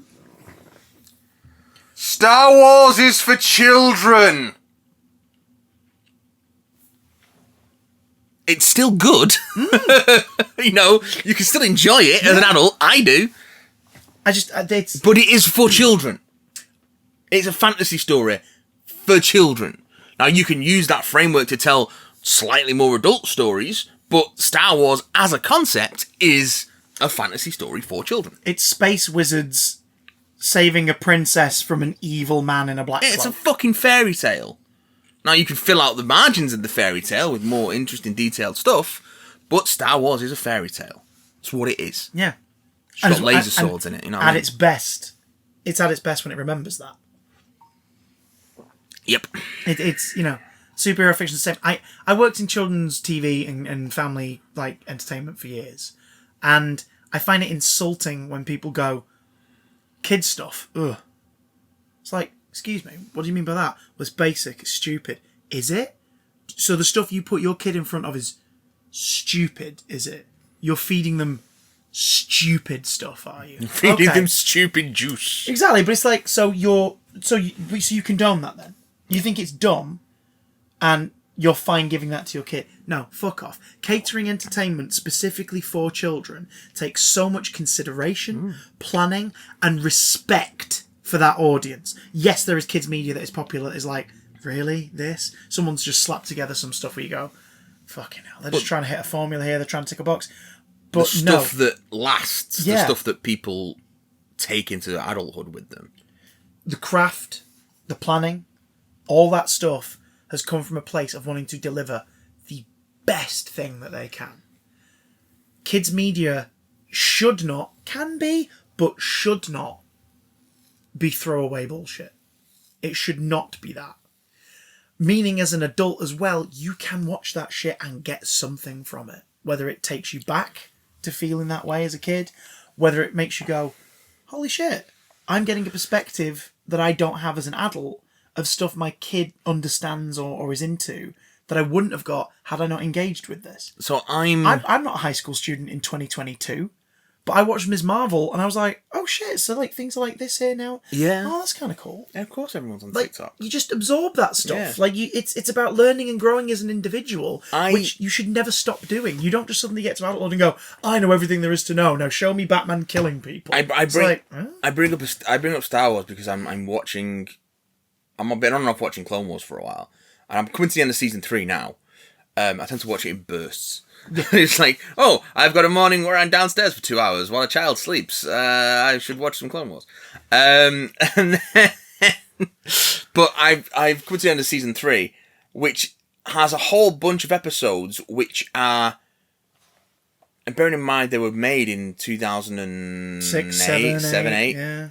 They are Star Wars-ified allegories and takedowns of fucking Bush-era American politics and foreign policy and war on terror shit. Yeah. That's what all of the Clone Wars is. It's war on terror shit. Like, even the movie is war on terror shit. Attack of the Clones is not very good. It's not very good, but it's war on terror it's shit. George Lucas going, as I fucking hate George Revenge of Bush. the Sith, yeah. Yeah. And it delves into it even harder in the Clone Wars, which is a Saturday morning cartoon. Does it stop it from being entertaining to a young audience? No. Because it treats that young audience with the respect they deserve, that they're going to pick up on certain themes and think about them. Doesn't mean it's always good. Yeah. But it's always enjoyable. Yeah. Like, Do you think a young kid watches Star Wars and outside of just the aesthetics of a stormtrooper, the Halloween costume aspect of it all, do you think they watch it and go, oh yeah, they're the good guys, I want to be a stormtrooper? No, they'll go, I'll dress up as a stormtrooper, I'll play stormtrooper toys. But you say, if you could be in that film, who would you want to be? They'd be like, oh, Jedi. Oh, I want to be Princess Leia. I want to be Han Solo. Yeah. Because they understand the save the day. They understand the difference that someone... Like playtime, I'll be the baddie, but like... Bad guys can be cool. Yeah. But it's all aesthetic. Being a bad guy does not make you cool. Yeah. Looking cool makes you cool. The two are not related. I can acknowledge that smoking cigarettes looks cool as fuck. Not all the time. But like the way it's shot, the way it's framed in films, it looks fucking awesome. But it smells horrible. But it's bad as fuck for you and I will never want to do it. I'm sorry. No, not happening. Grew up in a family where people died of lung cancer because of smoking. As a child, I went, yeah, it looks cool, but I'm thinking about it, and it's a bad thing. I ain't doing it. I don't want to do it. I ain't doing it. Like, there you go. Boom. That is what kids' media should be. Stuff where they can enjoy it, it can be a distraction, it can be a simple thing that occupies their time, but it gets them thinking about stuff. It gets them thinking about stuff on their own terms. Makes you think. And the Marvel stuff absolutely does that. Like, even when it's throwaway, even when it's silly, that's what it excels at. So for you to be like, should be grittier. Why? I mean, it can be. There'll be certain stories where it needs to be. Like when Blade rolls around, even if it's Midnight Suns adjacent or whatever, they're going to have to deal with some like scarier, more mature and adult themes. Mature! But it doesn't mean they can't do it in a way that is both acceptable to a younger audience. I mean, Blade will be at 15, let's be honest. Although apparently they've lost the director for that, and Mahershala Ali is not happy with the script at all. And they've put the director and studio have put statements out saying, no, this isn't a creative difference, we're just schedule-wise it's not working, which probably means that it's being delayed. And the director's like, I need to earn money. Yeah, so I'm going to take that project if we're going to be delayed. I'm sorry. And it's like, okay. But again, I'd rather them make the thing that they're all happy with. Yeah, not. God, fuck yeah. But like that will be like 15 certificate or a hard 12A where they're just about skirting the line. And people are like, oh, you can't do that with Blade. If you want your 18 certificate Blade, it already exists. Yeah. Go watch it's pretty fucking good as well. 2 really great movies and then something happens. Like, go watch them. Like, have a great time. Go watch Blade the series. Oh, I hate Spider-Man being I hate Spider-Man being Kid Iron Man in the MCU. Okay. Yeah, I have some issues with it, but guess what? There are 5 other films that exist where he's not played by different actors, different interpretations. And also, go give it a go. Why would we just want another Spider-Man trilogy that does another version of the same thing without putting its own twist on it? Yeah. I know we didn't get the 3rd film in the Garfield trilogy, but Sony aren't smart enough to just go, right, look, Andrew, here's a dump truck of money, you get final say on the script, can we do a crossover film with you and Venom? And just get it out of the way. Sony gonna Sony. Sony gonna Sony. Sony gonna continue to Sony. Yeah. And then you have the extra side of it where people are aggressively against the MCU in its current form. Just as on principle. For personal politics or shitty opinions. And certain projects are calling them out. What? And, oh, it's amazing. What projects would those be, Christopher? At the time of this recording, the first 7 episodes of She-Hulk Attorney at Law are out. You've seen the first 6. I've seen the first 6. I've not seen episode 7 yet. But you've met the Intelligentsia website, which is fucking genius. Yeah. Because it's like, wait, the Intelligentsia, like Mad Thinker and MODOK and the leader and the Red Ghost. No, it's just a shitload of incels. Yeah. Running a forum in the MCU. Oh my god, yes. Because what is the Intelligentsia of the comics? No one takes us seriously. We're super geniuses and we're going to fucking show the world. Yeah. It's like, no one takes us seriously. We're going to show the world. God, that sounds like Twitter trolls. Yeah. Oh, shit, that's wait. what it is. Although I think it's also subtle lead into the leader being reintroduced properly. Because we know he's in Captain America 4. Yeah. So, but yeah, like She-Hulk has been calling them out the whole time. Yeah. Daredevil tease at the end of episode 5 that Daredevil's in the area because the superhero costumier has obviously been doing his costume up. And then the next episode's a wedding episode where Jen says to camera, like, are you thinking this is coming at an inconvenient time in the season? Yeah, that's what weddings are like. They just happen and they get in the way of everything else. And it's brilliant because it's like, yeah, this isn't a Daredevil show. We're teasing, like, you know he's coming up because you've seen the trailers. If you'd not seen a trailer, that would be wait, is that Daredevil? and then you just be waiting for it to happen at some Yeah. point. Like, but there are people so angry about it, and the show calls them out. The show that was made before the internet, like, had its reaction to the show, calls them out on their bullshit. Like, the episode one, oh god. The episode 1 bit where Jen talks about how, like, Bruce does not know what being angry all the time really is. Yeah. So many people took that as, she can't fucking tell him how to feel. And it's like, Why not? no, she's telling him what her fucking experience is in relation to his. What being a woman is in relation to being a woman or a female presenting person in this world is, what your experience is, in opposition to being male or male presenting in this world. Men spend a lot of time telling women how to feel. Yeah. So So she masters her Hulk transformation like that. It took Bruce years. They're different fucking people. they're different people.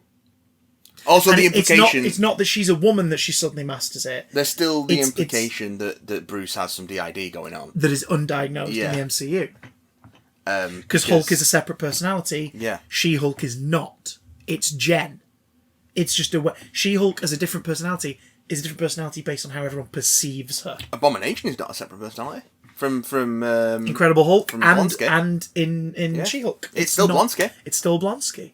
And the two of them are derivative of Banner. They both get their powers from his blood. Yeah. So, which I think we talked about in the first episode, the idea of like, they both get their powers from his blood, and there's some fucking, there you go. So, like, it's that speech at the retreat in episode 1 of She-Hulk is masterfully written, Yeah. brilliantly delivered, Yeah. and also shows that she's not in charge of her anger, because toward the end of it, she starts to fucking transform, and he's like, right, come on, calm down. And she does lose her shit the first time she transforms in the lab. Yeah. So, like, the point is that Jen... She's still hurt. Jen is a flawed human As all humans are. with different experiences to Bruce. Yeah. As a woman, as a lawyer, as someone in her mid-30s who's not dealt with this shit for years, she has different life experiences. And it's like, the show's been handling that incredibly. Like, her dating life has been such a brilliantly written part of the show. Because it's a tragedy.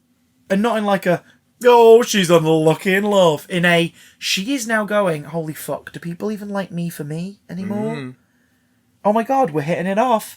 And the moment I'm not She-Hulk, he leaves. Okay, that's... The way the court case in episode 4 is resolved by, like, showing... Episode 4 or 5 being resolved by showing that, like... Oh, all the people she went on a date with be like, only did it because she was She-Hulk. Yeah, wins the case, meaning she wins by having it completely confirmed to her that she was not enough to those people, and, like, oh my god, that makes me feel horrible as a human being. Like, even though I know they're being shitty, it's still in my face, and it's like, is this my life now? Is this what I have to do? Is this an extra? It's brilliantly done. Tatiana Maslany as well is, like, ideal casting for this. She handles it so She's well. brilliant. She acts through the questionable moments of CGI integration. Again, Marvel, give your employees more time. Yeah. But, like... More money. More money. More money, more time. Yeah. But She-Hulk has been calling out the shitty culture around it. Yeah. Now, as for the people who are like, hang on, guys, I'm just not enjoying Phase 4 because it's not for me. I thought in the parlance of the kids, I thought Black Widow was mid. I thought Eternals was mid. We're not fucking talking about you then, are we? We're not talking about you. You were just like, yeah, I'm just not gelling with this. And that's totally fine. If you want to stick with it and see what stuff does, like, tickle your pickle, go for it. If you're like, I'm going to nope out, go for it. If you're like, I'm going to wait until, like, a mate of mine says, oh, you'll enjoy this. Yeah, that's Go the thing. for It's it. like, this isn't going to be... None of it is essential viewing. None of this is going to be taught in schools, you know what I mean? Yeah. Yes. You're not going to need to... But Avengers, like, you had to watch the 5 films before that for it to make sense. Not exactly, but it helped, and that was cool. That's always a difficult perspective for me to take because I've known about these characters for so long, even before the films came along. Their screen adaptations. Yeah, I couldn't really go into those movies without context. So I can't have that experience. That's not an experience I can have. Yeah.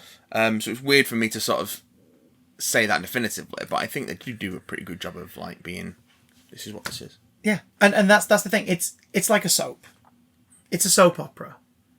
You can watch all of it if you like. But But if you got other shit going on, or if a storyline, in this case a series or a film, just isn't your thing, skip it. It's cool. Like, but what if I want to tune in for the finale? What if I want to tune in for the crossovers? Am I going to have missed out? There are people out there, and if this is you, comment below, who've watched maybe Infinity War and Endgame, or Avengers, No, that's an and has experience. maybe caught some of the rest of the other films. Yeah. Did you have a good time? Did you still enjoy it? Did you get the gist? Those films give you just enough of what you need. You don't have to have watched WandaVision to see where Wanda's at in her life in Multiverse of Madness. It adds extra dimension. Yeah, I was thinking about that last time I watched it. Where I was like, actually, yeah, she doesn't they mentioned something about An the town. incident But- and her having learnt that she has children in the multiverse that she can't have Yeah. now. But they say all that in the film. It's not like expecting you to know that already. Yeah. Now, if you've They seen fill it, in. beautiful bonus. When that bing, boom, bing, bing creeps into the score, when you see the house in Westview, you go like, oh yeah. But you don't need it. You don't need it. It's there if you want it. And also, I'll say this on the point of view of fellow nerds and geeks and whatnot who are like, oh god, I'm bored of it, or like, oh, it's not the same, or there's too much of it. Motherfuckers, do you remember when there was like 2 of these things a year? Even then, I mean, I don't, that's getting dangerously close to that. No, that's well, not, you should be grateful for what you get. No. I'm not saying you should be grateful for what you get, but like, do you remember when there wasn't many options? Yeah, this is true. You've got you spot for choice now, and if you don't like it, cool. I think there is. I wish you did. I wish I liked Love and Thunder. I think I wish you liked this stuff. I think people do have a But- sense that like they have to consume this Oh, because no, it's God, no. culturally important. It's like you really don't. I am going to be on holiday around the time that the Doctor Who Centenary special is coming out. I'm probably not going to see it on broadcast. Oh no! Is there an element of, I kind of don't want things spoiled for me? Yeah, absolutely. That's going to happen. That's circumstantial. But, like, I don't have to watch it on transmission to feel fulfilled, to feel part of the Doctor Who fan community. Like, I'll just watch it when I watch it. And I'll enjoy it, or I won't enjoy it, or I'll be in between. And that's that. No one's making me take a test. No one's forcing me. There is the argument, I suppose, that people are like, "Oh, I don't want it spoiled for me." But if, That's an absolute. if you don't want it spoiled for you, then it is something you want to watch, right? So just watch it. Or if you start it, and you're not like, oh, I'm not gelling with this. Then if you're not worried about watching it, but you're worried about maybe spoilers, quick look up afterwards. Be like, what did I miss? What are people listing as like? Here are the 3 most important things to come out of Moon Knight that you need to know going forward. There will be articles like that. Just give it a check out and go, I wasn't enjoying Moon Knight, but looking it up, okay, that's a thing. All right, yeah. Ending explained. Yeah, maybe not that shit. But like, do you know what I mean? It's a soap opera. If 1 week you are busy, you're working late or whatever, fucking your Virgin box didn't record it, you can't bear the ads on catch up. You're like, whatever. And then next week you go, oh, it's on. And you get it. You get the gist and you go with it. And it is like a soap what it is, in yeah. that a little bit is good for you, but too much will dry your skin out. Finally!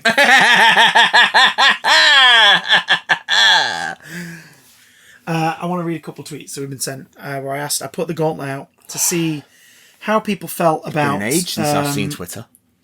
Yeah, I'm so sorry. I'll give it to you through a filter. Give it to me straight. Okay. Like pear cider made from 100% pears. So I chucked out like where people are and how they feel with it, right?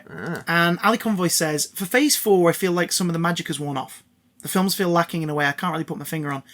However, I think it's direction, honestly. maybe, yeah. It does feel like they're lacking direction. Yeah. But again, like, there are people who love Black Widow, the film. There are people who, like myself, are like, it's fine. There are people who really didn't like it. It's subjective. It's down to taste. Yeah, there's obviously objective criticisms with it. There are things that you could look at it as someone who loves the intro it. sequence is too long. Oh, God. And yet one of the better sections of the movie in the end. Don't. Anyway. But, like, do you know what I mean? There's There's a bit missing at the end. Never mind. But like, you can really enjoy something and objectively go, yeah, this isn't very good. I really like it. Subjectively, I can fuck with this and love it. But objectively, yeah, that's stupid. But I still like it. That can happen. It's totally valid. And Ali's point of view here is quite interesting. I feel the films are lacking in a way I can't put my finger on. However, the television has really captured the feeling of comics, especially She-Hulk and WandaVision. I think it's the serialization aspect of it, isn't it? Yeah. And the genre shifts, the experimentation. Yeah. Overall, I just wish we'd spend less time building towards Secret Wars and more on interesting individual stories. Yeah. So, Phase 4. Is it spoiling the MCU? Nah, it's just different. We all change, we all evolve over time. Yeah. We Enjoy learn it or new things about ourselves. enjoy it or don't. Both perspectives are completely valid. But you're wrong. Whichever one you chose, you're wrong. In the eyes of someone. Which brings us to the Big Damn Challenge. Not in my eyes. This episode's Big Damn Challenge Oh, God. is for you lot. What Big Damn Challenge of nerd culture and geek culture would you like to set for us to both tackle in the next episode of Big Damn? Let us know. bigdamncontact@gmail.com. Send it in an email. Make sure that the subject header is Big Damn Challenge. Throw down a gauntlet. We will pick one of those gauntlets for the next episode and see how we fare. Could be about any topic. Mask reboot. No, let's not do that. It could be about any topic except a reboot of The Mask, okay? Any topic. The Mask threequel. Oh, God. The Maskiverse. Any topic you like. Maybe it's something we've covered before, like the DCEU, the MCU, nerd culture films and directors like Edgar Wright. Maybe it's something we've not really given time to in these episodes yet. Something to do specifically with comic book media, adaptations of our childhood stuff. Maybe it's to do with Doctor Who. Whatever it is. bigdamncontact@gmail.com. Subject header, Big Damn Challenge. We will pick one of them to make a topic in the next episode. Until then, look after yourselves. Don't do anything we wouldn't do. Which does not leave you many options. And maybe next time we'll be in a room that's not, like, batting away the rain through soundproofing I like blinds. it. It's cozy in here. Do you want a spoon after this? Have to clear the floor, but it's possible. Never say never. I'm sure I can. Well, you don't have to.